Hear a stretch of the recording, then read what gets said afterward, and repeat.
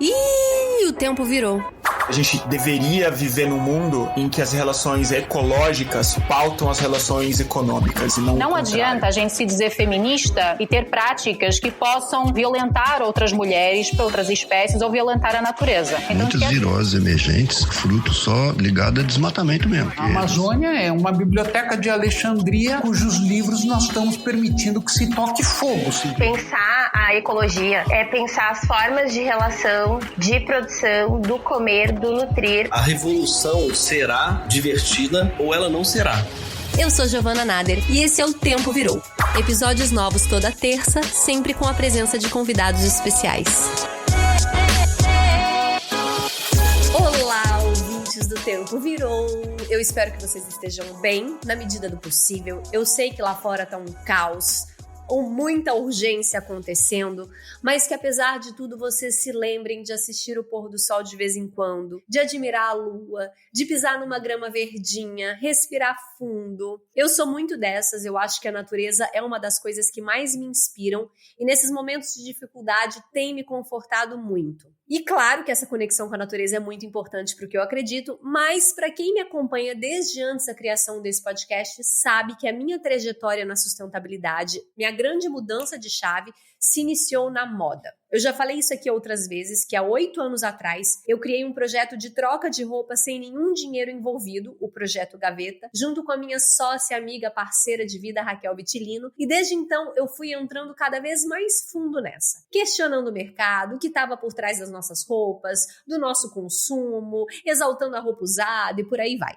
Tudo isso me levou a escrever um livro que eu lancei esse mês de maio. Sim, estou muito feliz de contar essa novidade para vocês. O Com Que Roupa já está disponível em todas as livrarias do país. E desculpa, eu nunca falei tanto de mim na introdução de um episódio, mas é que eu não poderia perder a oportunidade de fazer um jabá do meu livrinho aqui. Afinal de contas, eu passei os últimos 2 anos escrevendo. Mas, para ir direto ao que interessa, eu acredito muito na moda como um fio condutor de uma expansão de consciência ecológica e política. Moda pode ser um assunto divertido, que faz parte do universo de todo mundo, ou pelo menos deveria, né? Afinal de contas, todo mundo usa roupa. E, por outro lado, moda é um universo vibrante que nos permite expressar quem a gente é, a imagem que a gente quer passar para o mundo através da roupa que a gente usa. Além disso, o mercado da moda está diretamente ligado à crise climática, já que representa de 8 a 10% das emissões de gases de efeito estufa no mundo, segundo dados do Global Fashion Agenda. Então, pode ser uma maneira de dialogar com muita gente sobre assuntos de extrema importância. Um instrumento de politização mesmo, sabe? Pelo menos foi assim que aconteceu comigo. E eu imagino que com a minha convidada de hoje também tenha sido assim. E a Mê Reis, que tem o prazer de conversar nesse episódio, é designer de moda, master em gestão de negócios de moda, mestre em sociologia política.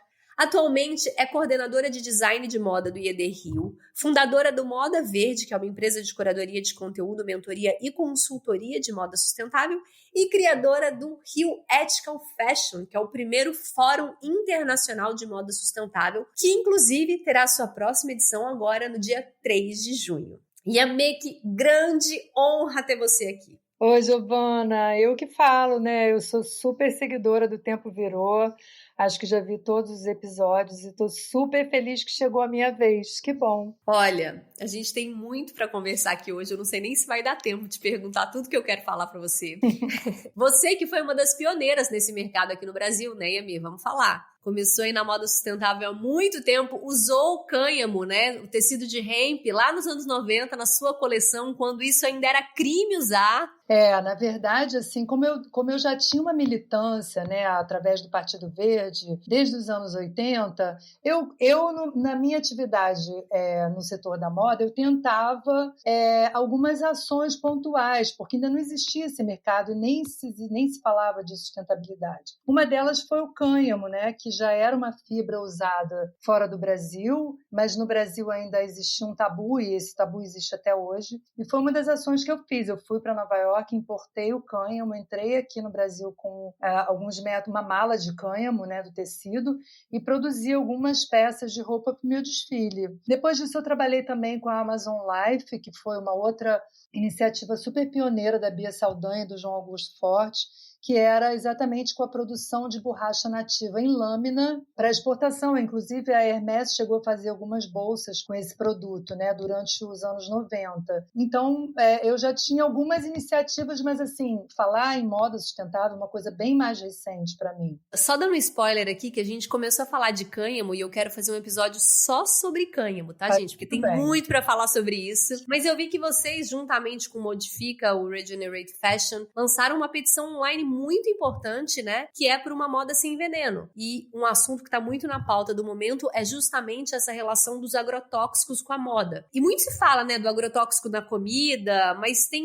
toda uma preocupação de falar também sobre o agrotóxico nas roupas, que da mesma forma prejudica o trabalhador, o meio ambiente e também quem usa roupa, né? Conta um pouco pra gente dessa iniciativa de tentar barrar o veneno na moda de maneira geral. Essa iniciativa do Rio Ethical Fashion, junto com o Modifica e o Fashion Revolution, ela trata da questão da PL do veneno, que é uma iniciativa da bancada ruralista, né, que vê uma oportunidade durante a pandemia de fazer aprovar a PL 6299/02, que flexibiliza o processo de aprovação dos novos agrotóxicos, mudando os critérios de avaliação, inclusive banindo o termo agrotóxico, né? Então a gente entendeu que era a hora realmente da gente alertar o setor para as relações que a moda tem com essa questão dos agrotóxicos. Então o Modifica tinha acabado de lançar, como acabou de lançar em março, o relatório Fios da Moda que traz esse assunto. Eu tinha acabado de defender a minha dissertação de mestrado em Sociologia Política sobre o agronegócio do algodão.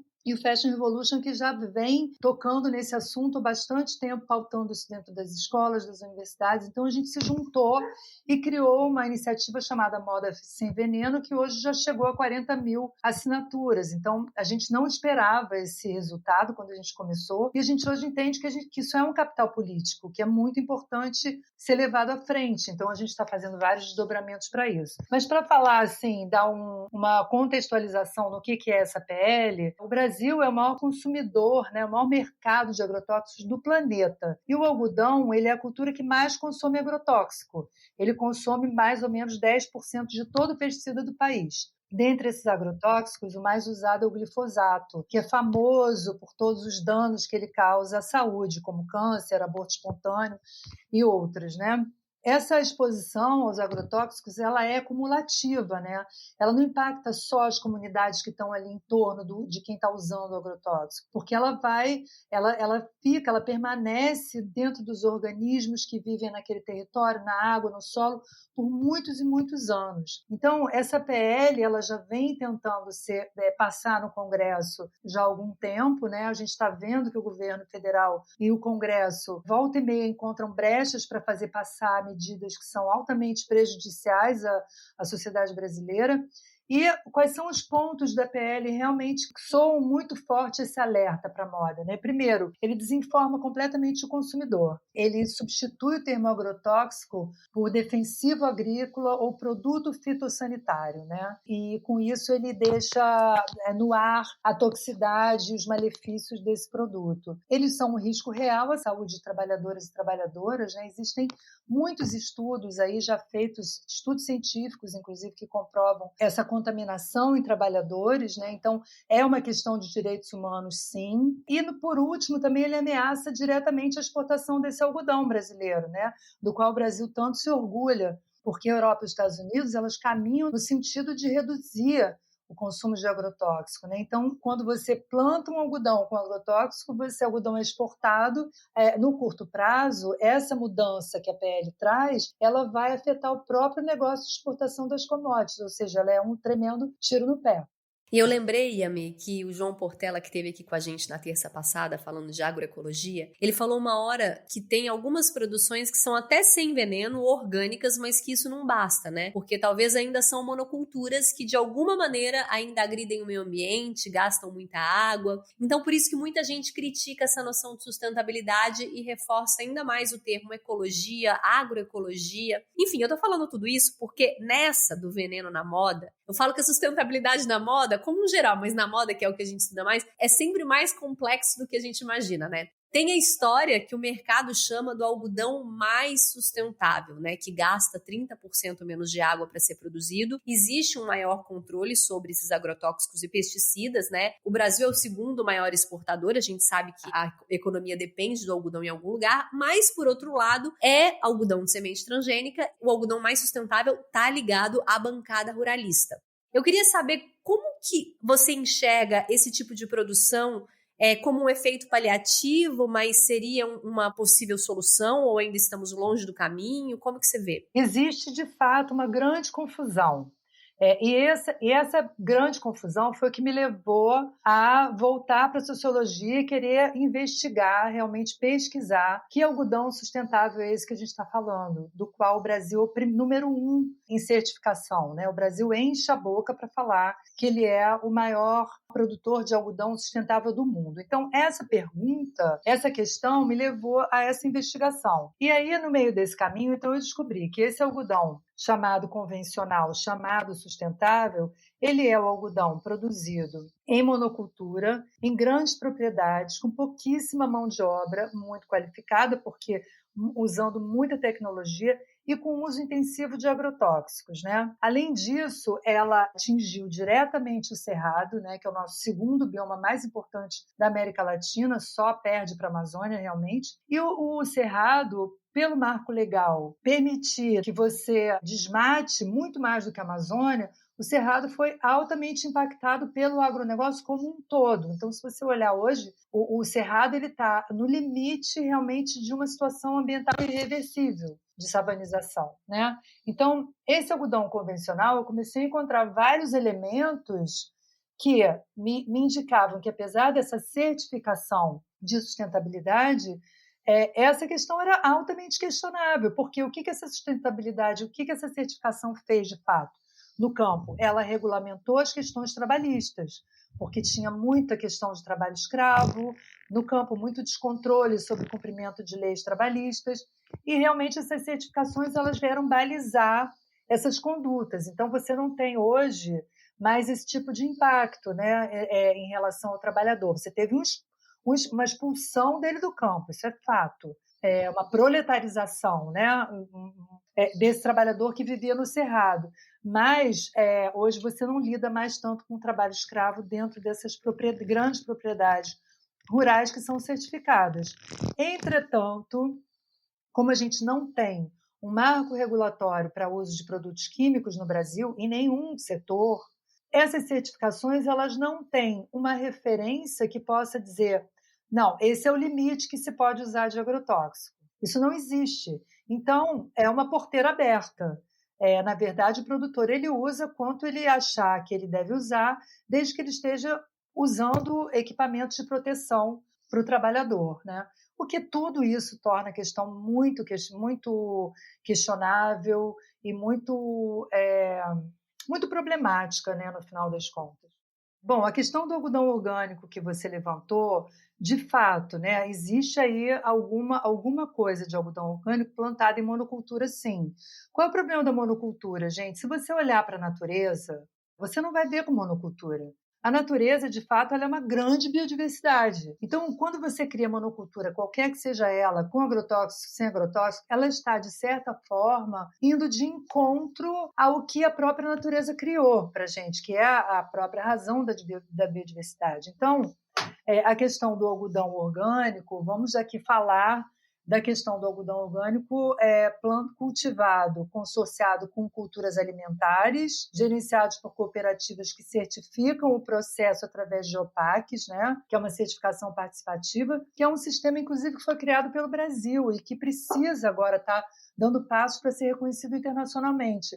Por que eu estou falando isso? Porque o algodão orgânico, dessa forma que eu estou descrevendo ele aqui, ele é uma solução não para essa moda descontrolada sem freio que a gente fala e que a gente critica tanto, né? Mas ele é uma solução realmente para a segurança alimentar e para a geração de renda dessas comunidades agrícolas cooperativadas. Então, nesse sentido, é importante que a gente crie demanda, sim, que impulsione essa agroecologia e a agrofloresta, né? Que é aquela que já produz alimentos junto, já com essa preocupação da recuperação da regeneração florestal. Então, é importante, e a gente pode falar ali na frente também, sobre essa questão do volume de produção, né? Porque a gente tem muito na cabeça essa referência de produzir muito, né? De dar conta dessa demanda. Só que a gente não quer mais essa demanda. Essa demanda, ela não é real.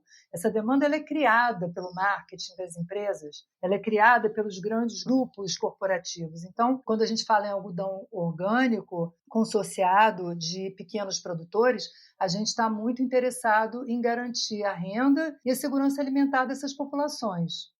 E quando a gente fala exatamente, né, quando a gente fala sobre moda sustentável, como você acabou mesmo de falar, é sobre os direitos humanos, a população, é muito mais sobre pessoas do que sobre roupas. É sobre, enfim, um ambiente seguro e respeitoso para os seus funcionários, apoiar uma cadeia certa, que na maioria das vezes é a cadeia invisibilizada pelo mercado, né, como a de algodão agroecológico, que pouco se tem incentivo para que essa cadeia cresça ainda, é a da curadoria de brechós, do artesanato, do manual. Se você pudesse falar para a gente em que pé que a gente está nessa caminhada por uma moda mais humana? Então, esse é um ponto super importante, né? Você falar que a moda é sobre pessoas, porque é mesmo, né? As nossas roupas foram feitas por alguém ou por alguéns, né? E a gente pouco pensa sobre isso. Então, o que tem por trás de um produto de moda? O que tem por trás de uma roupa que a gente deseja ter, né? Tem pessoas que plantaram aquele algodão ou que plantaram aquela fibra lá na natureza. Ela passa por tantas mãos. Se você pensar, então, nessa globalização dessa cadeia, ela viajou muitos quilômetros, ela emitiu muito gás de efeito estufa, tudo isso entra nessa conta. E é muito importante a gente ter consciência sobre esse processo, né? Então, essa discussão, acho que hoje ela já está muito mais aberta para que todo mundo entenda. Eu acho que o Fashion Revolution tem um papel, eu sempre gosto de falar isso, muito importante, porque ele foca muito na educação das próximas gerações, né? E a educação dos novos profissionais que estão entrando no mercado, que precisam ter consciência de que setor é esse que eles estão escolhendo para trabalhar, né? E da necessidade de mudança dele. Você pergunta sobre como que a gente está nesse ponto hoje, né? Eu acho que, em termos de sustentabilidade em geral, inclusive, a questão da diversidade, da inclusão, eu acho que ela foi a que mais caminhou, sabe? Quando eu penso assim, caminhou na discussão. Acredito que sim, pelas iniciativas que eu vejo, algumas empresas dizerem, a gente tem tal vaga aqui, a gente está dando preferência a mulheres negras, por exemplo, né, que são as que estão lá na base da pirâmide, né? Então, acho que já existem iniciativas realmente de tornar a moda, que sempre foi tão excludente, né, tornar a moda para todos, uma moda includente, sem distinção de nenhum tipo, racial, sexual. Por exemplo, a gente vê na publicidade, eu já sinto uma grande mudança, né, nas imagens que a gente vê na publicidade, aquela família daquela margarina que a gente fala, né? Ela já não é mais tão predominante, né? Você já tenta sempre incluir novos corpos. Então, eu acho que esse caminho aí da diversidade foi o caminho que mais andou. Então, eu acho isso bom, eu acho que já houve uma conquista por aí, principalmente no ano passado, que a gente teve um movimento Black Lives Matter, né? Que, claro, que impactou no Brasil também, isso transformou numa questão muito debatida aqui internamente. E aí eu acho que quando a gente fala de pessoas, eu acho que a gente acaba falando de afetividade, de identidade, de criatividade, e eu acho que essa moda para pessoas é uma moda que visa muito recuperar esse elo que se perdeu das roupas, com tudo isso que eu estou falando, com a identidade pessoal, né, com a criatividade, que são realmente os atributos tão interessantes da moda como indústria criativa, né? A gente precisa recuperar esses valores, porque a moda, com toda essa aceleração, ela se transformou numa coisa descartável sem valor, numa repetição, sem nenhuma criatividade, né? Então isso tudo se perdeu e eu acho que a moda para pessoas, ela visa muito a recuperar esse lado da afetividade e da criatividade da nossa relação com as roupas. É olhar a moda como arte mesmo, né? Esse olhar interno que se transforma em arte e não numa coisa mercadológica. Exatamente. E aí eu vou te perguntar uma pergunta agora que me perguntam muito. Tô falando agora algumas entrevistas do livro e todas têm essa pergunta, então eu vou jogá-la para você, tá? Que é para falar das grandes marcas tradicionais, né, do mercado, que tem um capital gigantesco para investimento e uma capacidade de promover mudanças. A gente acompanha todas elas, né? A gente vê muito greenwashing, sim. Eu acho que a grande maioria não tem ideia do que está fazendo, está comprando espaço na mídia e fazendo pouco perto do que pode fazer de fato. Mas eu também vejo algumas tentativas de mudanças que parecem genuínas, né? Enfim, mudanças arrojadas. A gente sabe que são grandes marcas e que não vão mudar de uma hora para outra, mas que também existe toda uma cadeia de mão de obra, né? Tem 60 milhões de pessoas nesse mercado ao redor do mundo. Então, assim, é olhar também como esse mercado pode se transformar. Então, eu queria te perguntar qual a melhor maneira de analisar essas mudanças do mercado? Como que você enxerga essas grandes marcas entrando nesse mercado da sustentabilidade? Como é a melhor maneira de identificar se tais mudanças são genuínas, benéficas para a sociedade, para o meio ambiente ou não? Essa pergunta é super importante porque, como você falou no começo, o tema é muito complexo e ele passa por muitos pontos, né? Eles deixam realmente eu, como consumidora, muito perdida na hora do meu consumo. Então, tem algumas dicas que eu acho que a gente pode pensar quando a gente for consumir. Por exemplo, marcas que já têm histórico de atuação na sustentabilidade. Eu vou aqui citar algumas que são grandes ou médias para grandes, mas que têm um bom reconhecimento, como Osklen, Malve, Natura e Vert Shoes, né? São marcas que, apesar de elas estarem em momentos diferentes da sua trajetória, terem iniciado isso em momentos diferentes, de formas diferentes, todas elas têm um comprometimento bastante legítimo. E a gente vê ao longo do tempo essas mudanças, os avanços, é muito perceptível, né? Então, são marcas que a gente gosta de acompanhar. A gente tem também o índice de transparência que o Fashion Revolution faz, que é uma forma também de forçar as marcas a revelarem como elas trabalham, todas as questões internas tornarem pública, né? Agora, o que eu acho que é importante? Primeiro, Giovana, eu acho que sempre que a gente começa essa conversa, a gente volta para o ponto do excesso de consumo. Então, assim, quando a gente está falando de slow fashion, o que eu estou falando? Que qualquer coisa que eu vá comprar, ou que eu decida comprar, ou por uma necessidade, ou até por um desejo meu de possuir aquela coisa, tem que ser devagar. Eu preciso pesar muitas coisas nessa minha decisão de compra. Então, quando a gente fala em consumo consciente, envolve tudo isso. Pode parecer estranho, mas a dica que eu dou é pesquise antes, sabe? Veja como aquele produto foi feito, veja que marca é essa, o que ela está falando. Tente procurar no site dela algum relatório ou alguma inscrição na carta de compromisso ou no manifesto, algum relatório de sustentabilidade, né? Ver os pontos, os compromissos que ela tem. Claro que tem muita coisa que ainda é oculta nessas marcas, mas que eu considero que são pontos onde ela precisa ainda avançar muito. E todas elas precisam, né? Não existe 100% de sustentabilidade, isso não é possível. Mas eu acho que tem marcas que estão avançando, estão fazendo bonito.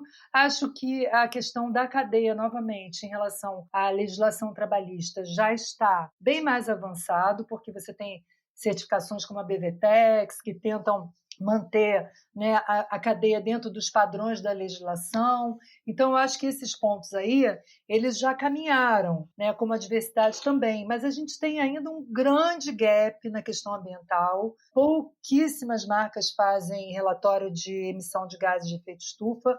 Inclusive, a gente está trazendo para o Rio Ethical Fashion a Veja, Vert Shoes, né, que vai mostrar para a gente o primeiro estudo, um mergulho realmente na cadeia e na marca, para tentar detectar onde estão realmente os grandes focos de emissão de gases de efeito estufa. Porque você deve saber também, como eu, que o Acordo de Paris determina, né, várias medidas aí, e a gente, de todas as marcas, tem hoje, as que estão comprometidas com sustentabilidade, o objetivo de zerar suas emissões até 2050. Então, é uma corrida contra o tempo, a gente sabe que a emergência climática demanda essa corrida, então é muito importante também a gente estar atento também para a questão ambiental, que eu acho que o Brasil, não só o Brasil, como globalmente, né, é um esforço muito grande, porque isso envolve realmente investimento, isso envolve custo, mas a gente precisa pensar a longo prazo, porque o planeta, a gente pode não estar aqui, né, se a gente demorar demais para tomar iniciativas.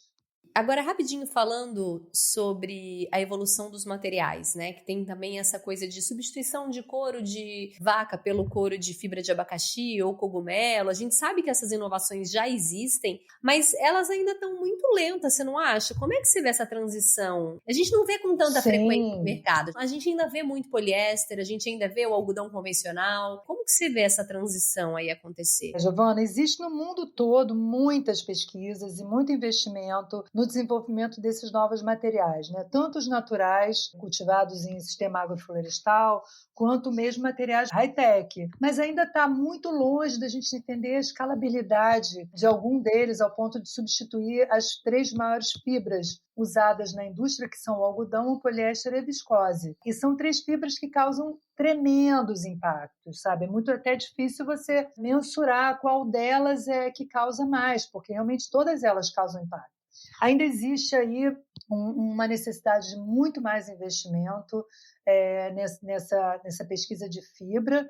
E, de novo, a gente cai naquela questão do consumo excessivo, né? Não acredito que a gente consiga chegar ao ponto de dizer, é essa daqui que vai substituir esse volume que a gente precisa para atender a esse mercado, para atender essa indústria da maneira com esse crescimento exponencial. Então, qualquer lado que você olhe para a sustentabilidade da moda, você sempre se depara com essa questão da aceleração e do crescimento exponencial. Essa que é a questão de fundo, para mim, de toda essa discussão.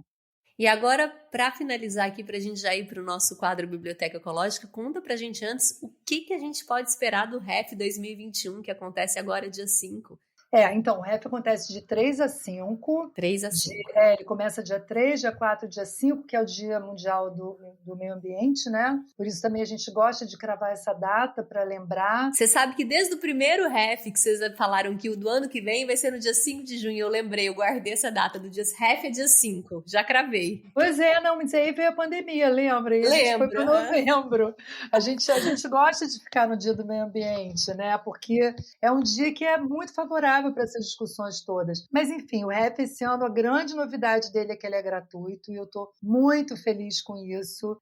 A gente vai abrir essa discussão para todo mundo, vai ficar tudo lá no nosso canal do YouTube, vai ter tradução simultânea, então vai ser bem mais acessível do que os 2 anteriores. Tem 3 grandes temas que a gente percorre. O primeiro deles, econômica, né? E das empresas, como é que as empresas se colocam diante desses novos desafios, né?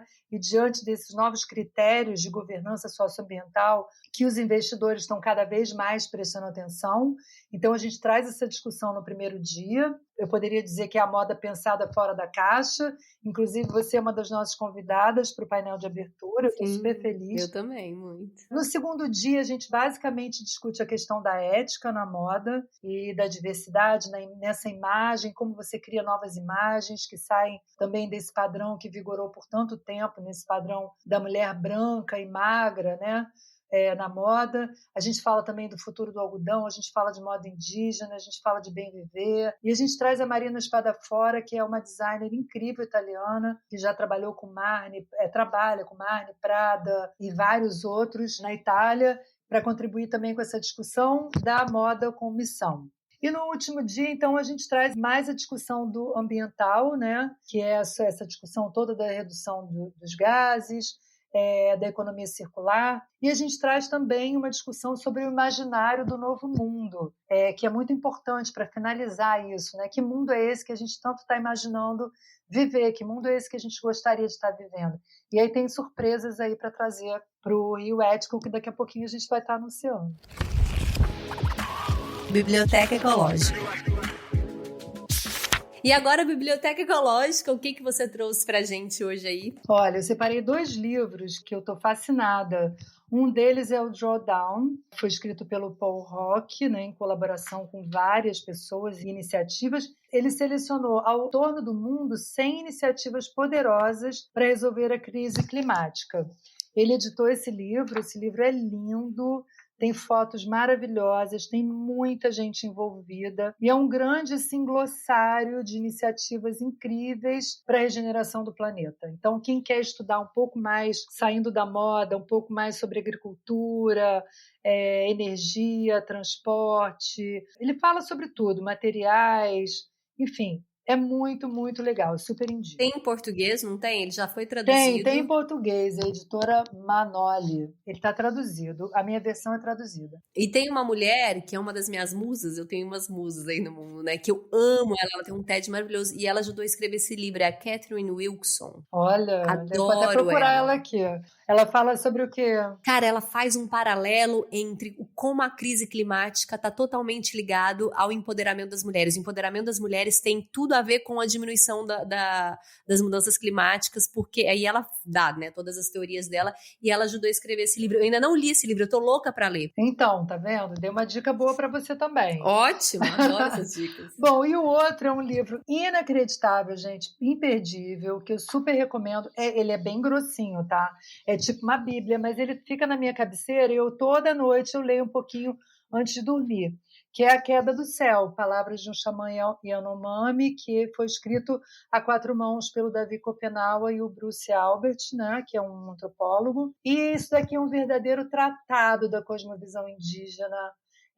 Você entende profundamente o que é o pensamento indígena, como que ele se relaciona com isso que a gente chama de natureza, e que para ele nem existe essa palavra, né? Porque ele é a própria natureza. Então, são os sonhos de um xamã.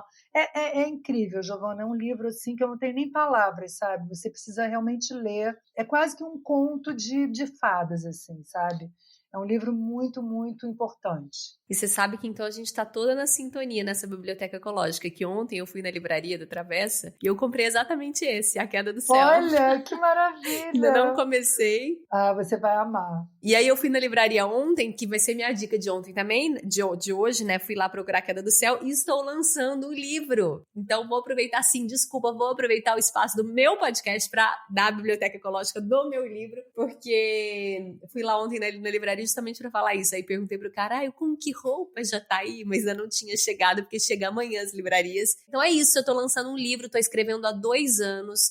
Comecei a escrever esse livro antes da pandemia, antes de tudo isso acontecer. Ele era uma coisa e ele foi se transformando em outra totalmente diferente, né? Enquanto eu tava ali na escrita dele, aconteceram muitas coisas, desde o céu de São Paulo ficou preto por causa das queimadas da Amazônia, o derramamento de petróleo no mar, enfim, 500 milhões de abelhas morreram por causa dos agrotóxicos. E aí eu fui me perguntando por que falar de moda sustentável com tanta urgência acontecendo, o caos que a gente está vivendo. E eu continuei porque eu acredito muito no poder transformador da moda para nos fazer ter uma expansão de consciência. Então o livro, ele fala sim sobre a relação da moda com mudanças climáticas, tecidos e questões escravagistas, mas ele também fala como usar a moda como uma poderosa ferramenta de autoconhecimento, de autoexpressão e de expansão de consciência para toda essa urgência aí que a gente está vivendo.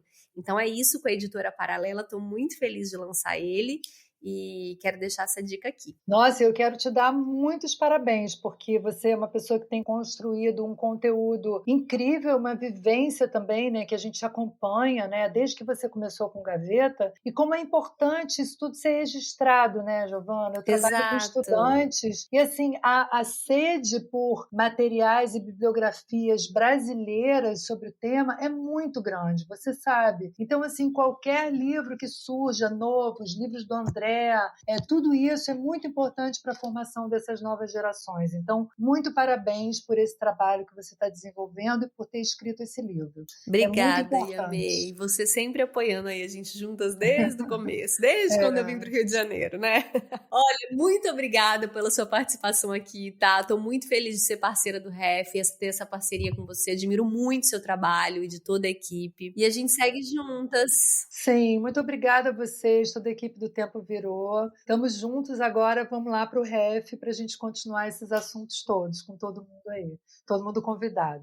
Combinado, um super beijo, Yamê. Gente, espero que vocês tenham gostado desse episódio. A gente falou de moda, sim. Eu acho que o público do podcast não necessariamente seja um público de moda sustentável. Por isso que eu acho tão importante a gente trazer essa pauta pra cá também. A moda tem sim o seu poder transformador de sociedade, de sistema, de mercado. Então, espero que vocês tenham gostado desse episódio. Espero que vocês continuem divulgando. Muito obrigada. Que vocês me apoiem no meu novo livrinho. Me contem o que acharam. E super beijo. Até a próxima terça. Esse podcast é apresentado por mim, Giovana Nader. Pesquisa e roteiro de Jordano Nader. Edição Vitor Bernardes. Identidade visual de Teodora do Vivier. E produção de conteúdo nas redes sociais Mariana Ferrari.